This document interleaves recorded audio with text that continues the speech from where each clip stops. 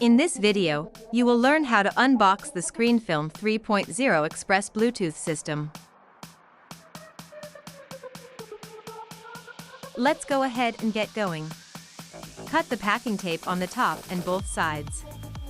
Then, open it up and remove the contents.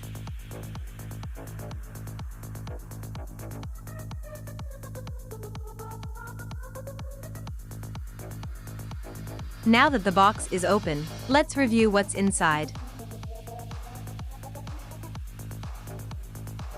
Of course, you have your ScreenFilm 3.0 Express Bluetooth machine, your tacky ScreenFilm installation mat, AC adapter,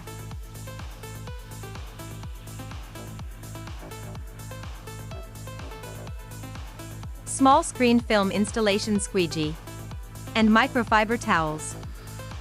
Now, we've unboxed the ScreenFilm Express 3.0 system.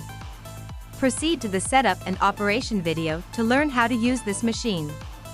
Thanks for watching.